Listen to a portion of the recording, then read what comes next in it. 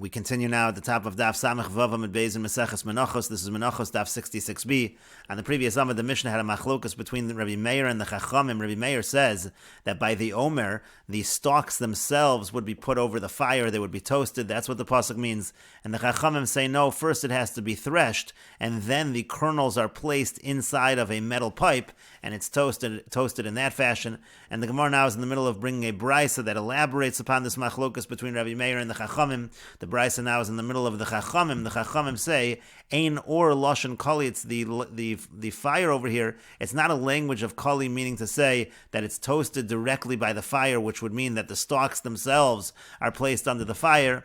Ela davar acher, rather it means something else. Ein Lashon Kali, Ela davar kolel. What it means to say is that there's some other utensil that has to be used. Davar kolel means it's something that is shiny. It's referring to copper. Again, as the Mishnah said, according to the Chachamim, the kernels are placed into this copper tube with holes. Haketzad, how so? Aviv shel kloyos hayasham vayamanuk kikvara. Again, you had the kloyos. It was placed in this aviv. It was placed in this utensil which had holes. This copper pipe which had holes. Kadesh teor sholetas bekulo. The reason why it had holes was so the fire would be able to touch all of it, and in that fashion, again, it would be toasted properly.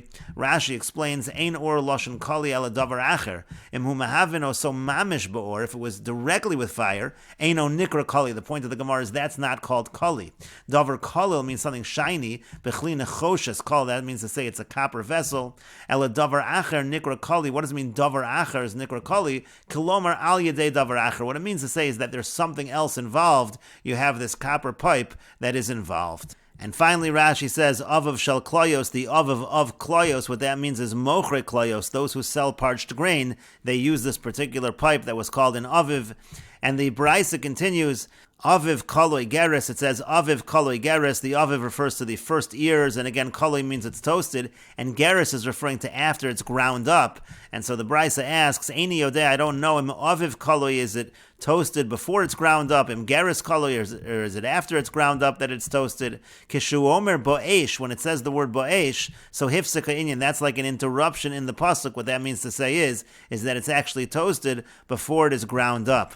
Rashi explains, Im aviv kaloi, im ad shelo yitchen nasa kaloi, is it toasted before it's ground? Ha kaloi dekra aviv kaloi, that would mean that the kaloi is going on the word aviv. O geres kaloi, or is it going on the word geres? That's kaloi. De la'achar tchina nasa kaloi, after it's ground up, then it should be toasted. The kaloi dekra ageres kaloi, then it would be going on the word geres. And so hifsika inyan, the word eish is there in the middle. De lo kaloi ageres, that shows that it's not going on geres. And the Brisa continues, the pasuk says, Carmel, what does that mean? Rach v'mol, what that means is that it's soft and it's able to be crushed. Rashi explains, Rach v'mol nimlal biyad means it can be crushed with the hands, with the fingers. And the Brisa continues and brings a proof that you can interpret Carmel as Rach v'mol, which is essentially an interpretation as nutrikan, essentially as an abbreviation of two words. V'cheinu omer, likewise it says in the pasuk, this is in Sefer Melachim, V'ish ba mi Baal Shalisha v'yave l'isha lokim lechem bikurim. It says that a man came from Baal Shalisha and he brought to the man of God lechem bikurim, the first loaves, the first bread. V'esrim lechem sa'orim, 20 lechem sa'orim of barley. V'karmel bitziklono, and it says v'karmel bitziklono, that's the word that we'll interpret as a nutrikan. V'yomer ten lam v'yochelu, he said, give it to the people and they will eat it. And what does it mean bitziklono? It means ba v'yotzak lono v'yochalno, it means he came and he poured for us and we ate. V'no v'hoya, and it was good for us. And so we see the interpretation of bitziklono. Now literally bitziklono means in the husks, but we see that it can be interpreted in this notrikon. Rashi explains, v'cheinu amar de darshinan notrikon. Again, we see from this pasuk we can darshan a word as notrikon, again abbreviation. Bitziklono, beis ba, the word beis over here means ba. Tzalid v'yotzak, that's v'yotzak. Lamin means lanu. Vav is v'yochalnu. And nun vav v'no v'hoya, which means no haya lechem. It means that the bread was good. And the Brisa continues, V'yomer, it also says in the pasuk, this is a pasuk in Mishlei, it's talking about the adulteress, what she says to the man that she's with, Nisalsa be'ohavim, let us enjoy ourselves with acts of love, and we darshan that also as an abbreviation, Nisa v'nitan, v'nale v'nismach v'nischata be'ohavim, it means let us talk and let us ascend the bed, and we will rejoice, v'nischata be'ohavim, will sport in acts of love, as Rashi explains, Nisalsa b'mena'efes ksiv, it's talking about the adulteress, Sha'omeres l'mena'ef, she says to the mena'ef, Nisa v'nitan beinenu v'nala lemita v'nismach, we'll go up to the bed, we'll rejoice. V'nischata here means netayel, it means like we'll sport, like we'll go out and enjoy ourselves. Kimo ben mischate lifnei aviv, that word is used in ben mischate lifnei aviv in that fashion. And the Brisa continues, v'yomer, and it also says in the pasuk, this is a pasuk in Eov, Kenaf renanim nelosa, the wing of the bird is enjoyed. And this word also can be understood as an abbreviation. Nosa, it carries, olet goes up, v'neschate, and lowers.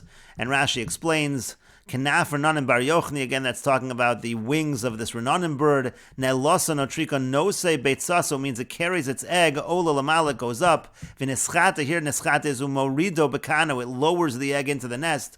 Sheino matel beitzaso at sheyala bekan hamiyuchad lo, it only lets go of the egg when it reaches the nest that's designated. And so again, this also is a notriko, and a nun is nose al ola ches chitoi v'hai chitoi. Here the word chitoi, lashon horad, is a language of going down. Meseches Yuma, that we have in a Mishnah in Yuma, Hiskel Mechate V'Yored, we use the word in that fashion. And finally, the Brisa says, V'Yomer, it also says in the pasuk, this is by Bilam, Ki Yorat Haderech L'Negdi, and what does it mean, Yorat Haderech L'Negdi? It means Yirasa Ruasa Notza, it means that the donkey, it feared, it saw, and it veered off the path. And the Gemara continues, Devei Rabbi Shmuel taught, in the yeshiva of Rabbi Shmuel was taught, what does the word Carmel mean? Carmel means Karmole, it means like a full pillow. And Rashi explains, Karmole haikar loshen karam v'kistos. This word kar over here, it's like the language of pillows. You have pillows and blankets. She has zug shel kloya moli begaran, it means to say that the kernel should totally fill the husk. She hagaran mevushel kol tzarcha, which essentially is a way of saying that that kernel should be completely ripened. And the Gemara continues at the two dots, Rabbi Akiva mechayev bechalu v'maisros. The end of the Mishnah on the previous summit said that according to Rabbi Akiva, again, they would sift out the fine flour that was for the omer, and then the remainder, according to Rabbi Akiva, the remainder of that flour is chayev in both chala and maisros. And again, Rabbi Akiva was arguing on the Chachamim. The Chachamim said that in terms of maisros, there actually was an exemption when it comes to maisros, because it was not yet redeemed at that point in time. And so therefore, at the time that the pile was smoothed over, in terms of that grain, so at that point in time it still belonged to hektish, and therefore patern maisros, although according to the Chachamim there still was a chiyav and chala, that took place by the kneading of the dough. At that point in time it already belonged to a hedyot, it was already redeemed. But Rabbi Akiva is saying chayiv not only in chala but in maisros as well. And so the Gemara says, Amar Rav Kahana says, Omer hoya Rabbi Akiva says, Meiruach hektish eno poter, even though over here the pile was smoothed over at the time that it was hektish, but that is not enough to exempt. Rashi explains, Meiruach hu gemar malacha l'maiser, that's the finishing of the malacha as far as the halachas of maiser are concerned. Eino poter, that's not enough to exempt. Afilu hachi chayev in maiser. Nevertheless, it's going to be chayev in maiser, even though the finishing, the Meiruach, was done while it was hektish, still it is chayev in maiser. And the Gemara continues, Meisiv Rav Sheshas asks on Rav Kahana's explanation of Rabbi Akiva from the following Brisa, Moser Shalosh Son Halalu, again, whatever remained from these three saw of the barley flour, again, you had the fine flour that was used for the omer, but whatever remained and was not used for the omer, Maha Yuosin Bo, so what did they do with that remaining flour? Nifta v'nechol l'chaladim, it was redeemed, it could be eaten by anyone, v'chayev b'chal, and it was chayev in chala. Again, we say it's chayev in chala because at that point in time when it was needed already, it was belonged to the hedyot. Upater min ha-maisros, but it's exempt from maisros, as we said again. The reason why it's exempt is because at the time of the Meiruach it was hektish. Rabbi Akiva mechayev b'chalu v'maisros. Rabbi Akiva says no, it's chayev not only in chala, but it's chayev in maisros as well. Amru lo, now they said to Rabbi Akiva, Poda miyad gizbar yochiach, a general case, when you have a situation of wheat that's redeemed from the gizbar, that should prove the other way. Shechayev b'chala, because it's chayev in chala, upater min ha-maisros, and it's pater from maisros. That's the argument they made back to Rabbi Akiva. Rashi explains, Poda miyad gizbar, shar chitin hanitzmochim biyad gizbar. Let's say you have other wheat, that it sprouts, so to speak, in the hands of the gizbar. The Mesoras Hashas over here says hanimrochim. It shouldn't be hanitzmochim, but it should be hanimrochim, which means the meiruach, that final smoothing out of the pile, that happens biyad gizbar, Gizbor, in the hands of the Gizbor, meaning in the hands of Hektish. Yochiach, that proves you wrong. This is what the Chachamim said to Rabbi Akiva. Shepater min ha-meiser, it's exempt from Meiser. In other words, they said to Rabbi Akiva, you're saying over here that it's Chayiv and Meiser, this extra 3 saw, but why should that be the case? In general, if you'd have the equivalent case, not talking about the Omer, just in general, you have a situation of Meiruach Biad Gizbor, that certainly should be Potter. And the point in bringing the proof from this Braisa, from the fact that they make this argument to Rabbi Akiva, Mechlal dehu moda de Meiruach Hektish Bialma Potter, that sounds like they're saying that Rabbi Akiva admits that Meiruach Hektish in general is Potter from Meiser. Dieno Potter, because if he held it's not Potter, Maiko Amrile, what are they saying to him? In other words, it's clear that the Chachamim understand, according to Rabbi Akiva in this Braisa, that he admits in general that Meiruach Biad Hektish is Potter, and there must be some other reason over here why Rabbi Akiva says Chayiv and Meiser, so that seems to be the case. As the Gemara now continues, V'yemisa de Meiruach Hektish eno Potter, if it's true according to Rabbi Akiva that Meiruach Hektish does not exempt from Meiser, so Maika Amrile, what are they saying to him? It's the identical case. That's exactly what Rabbi Akiva is arguing the entire time. And so therefore it does not seem that the explanation of Rabbi Akiva is that Meiruach Hektish eno Potter. V'yod, and further, we can ask the following question on Rav Kahana. Eisvei Rav Kahana bar Tachlifa, Rav Kahana bar Tachlifa asked Rav Kahana a question from the following brisa. Rabbi Akiva mechayev b'chalu v'meiser. So it says that Rabbi Akiva says chayev in both chala and meiser over here. Lefi shelo nitnu mos elo litzorach lehen. And the reason is because the mos is only litzorach lehen. Now what that means is that when the money was used to purchase this barley that was going to be used to create the flour for the omer, the money really is only going on whatever flour ultimately is used for the omer, and the rest doesn't become hektish at all. According to this explanation of Rabbi Akiva, actually there's no need even for redemption. Rabbi Akiva would say you don't need to redeem that extra flour that's not used for the omer because it never was kodesh in the first place. We essentially understand through basically a breira idea, which is retroactively, we understand that the money is only going on whatever flour, whatever fine flour is used for the omer, and anything else never became hektish. And if it never became hektish, that's why it's chayiv not only in challah but in maasros as well. And Rashi explains, Rabbi Akiva mechayev b'kemach hanoser. Rabbi Akiva says the extra flour is chayev, meisar and shalom, or whatever is extra from the yisar of the omer kamayr. That's what we're talking about over here. Lefi shalom nidnu. The reason why it's chayev is mos hektish ela b'tzorach lem lisaron. The money in the first place of hektish was just purchasing whatever flour was used for the yisaron for the omer. Aval acher lo kiddush. Nothing else was sanctified. Hilkach lav meiruach hektishu. Therefore, it's not even meiruach hektish. It wasn't hektish at all. The halav kaddish, it never had the holiness of hektish. Alma meiruach poter. You see that if it was meiruach biad hektish, it would be poter. V'hachamishum delo nitnu mo. So here the reason is because the money was never given for that part of the flour, and so therefore it seems clear that's the real reason of Rabbi Akiva. Elam Rabbi Yochanan. Rather, Rabbi Yochanan says Talmud arachu b'fiv shel Rabbi Akiva. It was understood in the mouth of Rabbi Akiva. It was an established teaching of Rabbi Akiva. Shelo nitnu mos ela letzorach land. That again, the money was just given for whatever ultimately would be needed, for whatever ultimately would be used for the omer.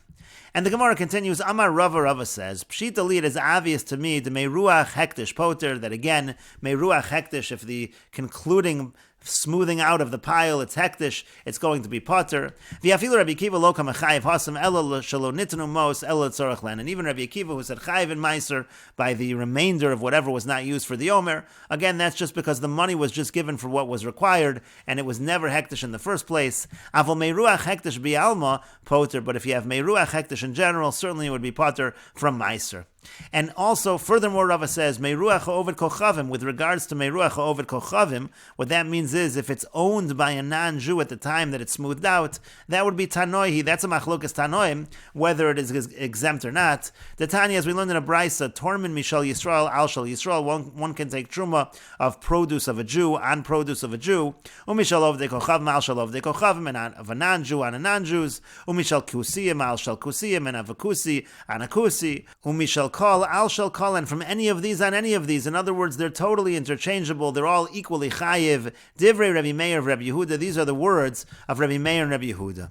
But Rabbi Yosef, Rabbi Shimon, Rabbi Yosef and Rabbi Shimon, they say, Tormin mishal Yisrael al shal Yisrael. You can take from Yisrael on Yisrael. Umishal ovdei kochavim al shal kusiyim, and from an ovdei kochavim on kusiyim. Umishal kusiyim al shal ovdei kochavim, from kusiyim on ovdei kochavim.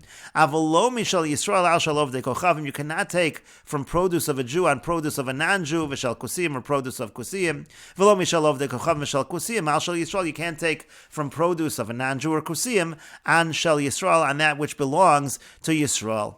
And Rava's understanding that the machlokas tanoim over here is exactly meiruach ha'oved kochavim. That's exactly what we're talking about. You have a situation over here, if it's owned by the non-Jew, and the meiruach happens while it's owned by the non-Jew, so according to Rabbi Meir and Rabbi Yehuda, the obligation in Shumas and Maasros is the same exact obligation as if it would be Shal Yisrael. At that point in time, it's a Doraisa obligation, therefore it does not exempt. That's why you can even take a Shal Ovdei Kochavim on Yisrael and the reverse. But Rabbi Yossi and Rabbi Shimon, they say it's not true. Meiruach of Ovdei Kochavim is going to be potter. And so therefore, if Meiruach of Ovdei Kochavim is going to be potter, you wouldn't be able to take from Ovdei Kochavim al Shel Yisrael. Rashi explains, Meiruach hektish poter. Again, Meiruach of hektish is poter. Kagon hamakdish omrim gedoshim merchon gizbor. Again, if the pile is smoothed over by the gizbor, by the treasure, patur min ha-meiser liolam. It's totally poter from meiser. Kinim afarish l'kamon degoncha v'lo digon hektish. It has to be your grain, not the grain of hektish. Umishal ovid kochavim. Now, with regards to ovid kochavim, means kagon halokeach min ovid kochavim. Let's say one purchases from a non-Jew. To kasavar ein kinyan ovid kochavim beretz Yisrael afkia mi an meiser. Rashi explains that the Gemara here, the Brisa here holds that the fact that the land was owned by a non-Jew, that doesn't take away the obligation of Meiser. Umi shall call, al shall call. And then again, Rabbi Meir and Rabbi Yehuda say it could be interchangeable. Kilomar me'eze sheyirtze yitram al chavero. It can be from the Jew on the non-Jew on the Jew. Ve'afilu mishal ovdei kochavim bekusiyim, even from the ovdei kochavim and kusiyim, al shal Yisrael, on that of Yisrael. The point is, Alma, we see meiruach oved kochavim, the fact that it was smoothed out while owned by the non-Jew, eino poter, that does not exempt v'havalu shneim chayav, and they're both equally chayav. In this particular brisa, it seems clear that kusiyim essentially are being treated the same as the ovdei kochavim. There's a machlokus in general by kusiyim whether they're considered to be converts, they're considered to be Jewish or not. In this particular brisa, they're put in the same category as ovdei kochavim. Avalo mishal Yisrael, but not mishal Yisrael. Again, according to Rabbi Yossi and Rabbi Shimon, you can't go back and forth between Yisrael and non-Jews. To kasavar Rabbi Shimon, because Rabbi Shimon holds meiruach oved kochavim poter. If the meiruach happened while in possession of an oved kochavim, it's poter. V'havalei min ha-poter alachiv. Now you're taking the truma, the meiser, from something that's really exempt on something that's really obligated, or the reverse, min achiv ala poter, something that's obligated on something that's exempt, and that's problematic. So again, the point over here is that meiruach oved kochavim is a machlokas tanoim, and we will continue with this discussion in the next video on Daf Samech Zayin Amud Aleph.